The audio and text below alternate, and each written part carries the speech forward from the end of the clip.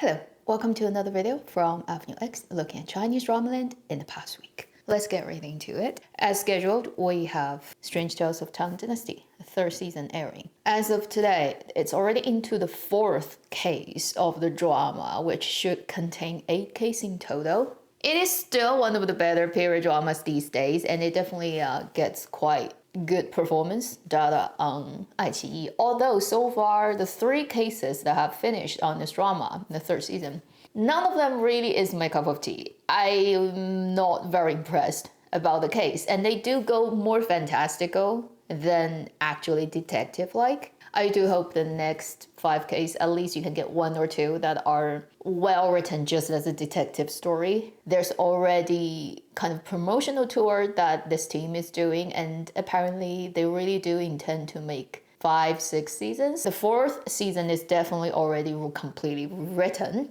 5th season is also kind of already being worked on. This probably will be the only Chinese period drama that in some way looks like the seasonal US dramas that literally runs for years, where you can see the lead actors age on camera over a very long period of time. Anyway, interesting thing to observe. Hope this drama can land well. Moving on to other things about other dramas. On November the 12th, we've had a drama airing, and this is very unusual. It is a contemporary drama, 28 episodes, called Wumeng, and I believe when they started shooting, I did talk about it on my weekly video. The type of has-to-be-made drama, very tasky, as I call, because it is another production talking about the poverty alleviation program of China, and it is focused on a very mountainous, small village filled with ethnic minorities, and in this case, mostly Miaozu. So the people who are famous for wearing their silver hair pieces that look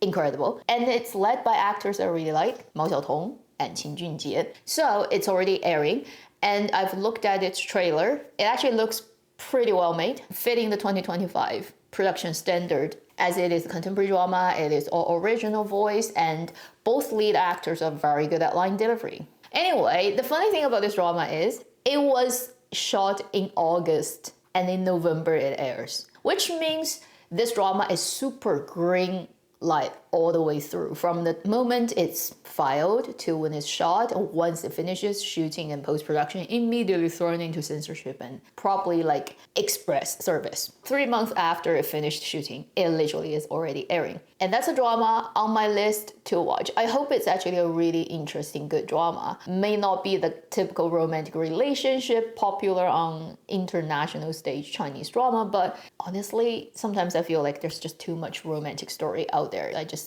want to look at something else. Then, on the 14th, which is today as I'm filming it on Friday, a drama should have just gone live on both the web platform Youku and satellite television, Jiangsu satellite television, 凤凰台上, the 35 episodes period idol drama led by Ren Jialun and Peng Xiaoran. Right now, the English title is Love and Crown. I will try my best to check it out as well, just to see if there's anything worth talking about, although I really don't have high hopes for it. Then, on Sunday, 16th, Tencent should be airing a drama that is short and contemporary and looking more matured but still romantic. So that's a 16 episode contemporary drama, 他为什么依然单身? Why is he still single? A mid-age range main lead actor's romantic story led by Huo Jianhua and Zhu Zhu. And I believe Zhu Zhu is a doctor. And then, if I didn't interpret that wrong, at least based on the trailer, Huo Jianhua's character seems to be a patient who has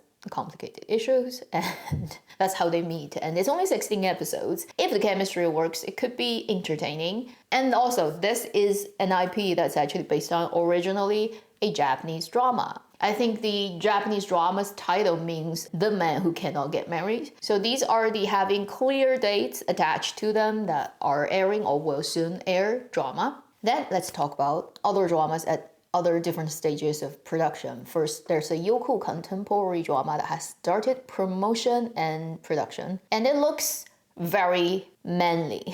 It is a contemporary drama called 夜幕下的烟火. English title is Days of Chasing Light. And the reason I say it's manly because it's led by 3 guys and they're all mid-age actor. They are Hu Jun, Feng Delun, Geng Le. For people who are much younger than I am, These guys either are unfamiliar to you, I'm guessing, even if you watch a lot of Asian and Chinese dramas, or they're just like too old.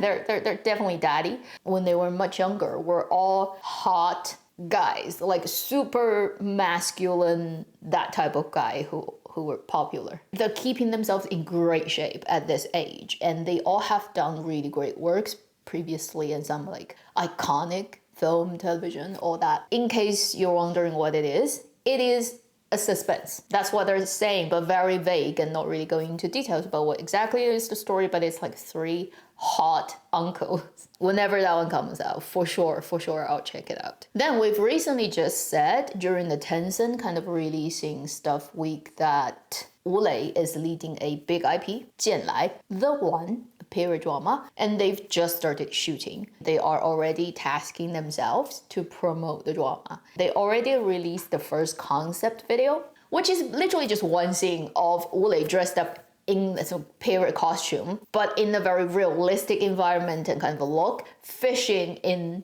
a tiny stream.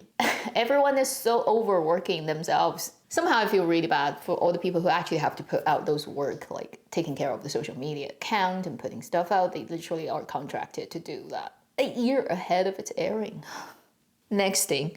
This is not specifically about a drama, what is going on with it. It's like 2 dramas that are rumored to start production soon, but they're both from popular web novel IP, and they've both been talked about for a while. And during this week, the highly likely, although not like 100% confirmed cast has come out, and oh my god, on internet and between fandoms, the war has started for 2 dramas. One is 将门读后, the other is 沧海花开. So both are period dramas, both are idol period dramas, and it's rumored 将门读后 is going to be led by Wang Hedi and Meng Ziyi, and then the 沧海花开 is going to be led by Ding Yuxi and Li Landi. There are people complaining it's not the perfect casting. Also, between these 2 dramas, the leads, the male and the female, who is number 1? Is it a male lead number 1 or female lead number 1 drama? The fandoms of these 4 people are killing each other right now on internet. And like the drama first hasn't yet 100% confirmed this is gonna happen. It hasn't even started shooting. These are romantic period dramas, so these people are couples. They need to love each other to death in the drama. Somehow, in real world, people think one person needs to for sure sit on the other one. Otherwise, it's just not acceptable. It's beyond my understanding. I'm too outdated. I don't understand what young people are thinking these days.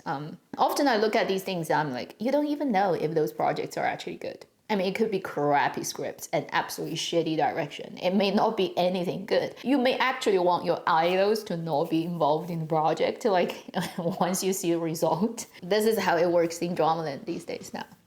Sometimes you just wanna nuke the whole thing and let everything be destroyed so that we can rebuild from scratch. So that's that thing that I've observed this week that I just, To conclude, we've talked about that thing that delayed Tang Yan's drama last week. The person who's putting out all those recordings, he's the type of person right now at this stage who doesn't care what happens to him anymore, and he's not coming back to the industry. So he's been leaking snippets of recordings since we last talked about this, a bit by bit on different days, just to have fun. So within the last week, what has been happening is first it's confirmed that whole police station thing did happen, but the 2 ladies over-exaggerated about the fact that they called important connections to get themselves out. It actually turned out to be what they did wasn't so big a thing that they got released, but they did got brought to police station and sign stuff and say, this is wrong, whatever, and were let go. So the police station released that statement,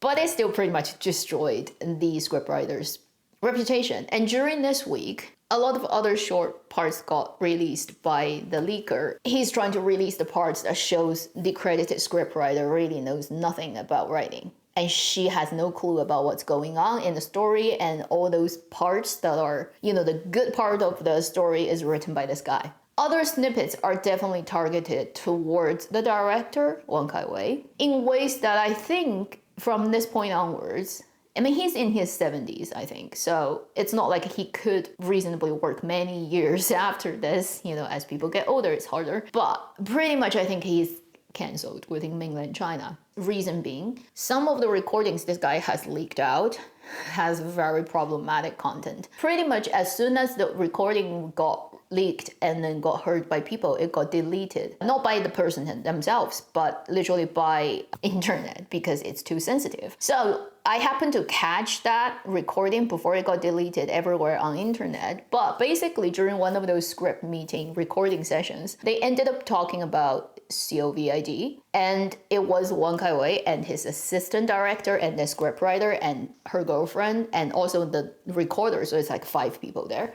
Wang Kaiwei happened to mention things such as COVID actually benefited him because he made investments that actually made him money during the period. And the assistant director said something pretty politically unforgivable, talking about the lockdown, how bad it is, and talking about people who support lockdowns are brainwashed, talking about he doesn't understand why people would be singing songs, which did happen in many locations during the first period of lockdown, when basically people are in apartment buildings, they couldn't get out, so they sing songs and they karaoke cross different buildings to, like support each other. And this assistant director was joking about that and saying it's a stupid action and is saying people are all brainwashed. Anyway, it's all a lot of negative comment on CPC. Wang Kaiwei himself wasn't speaking that out, but he was laughing along. It's like agreeing with assistant director. And then assistant director said something even worse, which is he's actually a collector of katana, which is the Japanese samurai sword. And he's actually a fan of the Japanese militarism, which is like, what the heck? As a Chinese person to say that. And then Wang Kaiwei was actually commenting on that and saying, if you are like a fan of that, I have ways of like, you can somehow get away with that and blah, blah, blah. Like he was talking about similar things with that. And it's like a mess. Anyway, when you hear that, you're like, the person who released that clip is for sure aimed at destroying the director's any future possibilities of working with any projects that can happen in mainland China, even in Hong Kong. Pretty much, I think from this point onwards, both the scriptwriter and the director, they're toast. And this is not finished yet, because this guy who is now deciding to blow the whole thing up is still releasing recordings on different days, randomly, sometimes 2 minutes, sometimes 3 minutes. His account on social media is still updating things. I think the latest one was like happening the day before yesterday, like he released another clip. So this thing is not yet finished. I don't know where it's gonna go, but I mean, it's not like, I don't know, entertainment business is pretty messy. Everything you consider drug, sex, standing on the wrong side of the politics, this is a common thing. And the funny thing about Chinese, what we call the culture circle, so the writers, the music, the entertainment, the movie making, all that kind of sect, is very well known and famous for people who hold extremely anti-government kind of political views for very complicated reasons. I'm not gonna go into that in this video. It's gonna take forever to talk through that. But it's like something, if you're in the industry, and it's been going on for ages. I think this is a classic situation where for the general public, or particularly younger generations these days in China, how they view the world, their political views and stuff has actually changed greatly. Particularly if you're born after 2000, you may have a very different view about China, about yourself, about the world, other countries, in this case most likely America, than your father or your grandfather's generation. There was a huge shift and change that actually happened in very recent years. If you're in the business and you got it into the business, the longer you've been there, the earlier you got famous and established, the more likely you're detached with what's going on right now. Anyway, this is a classic example of somebody who got too famous and too established for too long, and therefore they're completely detached. And then the people around them, right, they're also belonging to that circle, and for whatever reason, to kiss up their ass or appear to be like agreeable, or like they actually themselves also subscribe to that kind of values, I don't know. So this is a classic example of the norm of that circle got exposed to general public who are literally living on a different timeline and different plane of existence. It collapses dreams and shatters filters. Some of his diehard fans will feel very bad now when they look at the collection of very expensive Blu-ray DVDs they've bought of his work. and it's gonna be awkward from this point onwards. And this continuing and has been continuing for a month and a half episode of a long established name being slowly chipped away and collapsing. 2025, crazier than 2024. By that trend, next year, really sit tight and buckle up. Thank you for watching Avenue X. I'll see you in my next video. Meanwhile, live long and happy drama watching.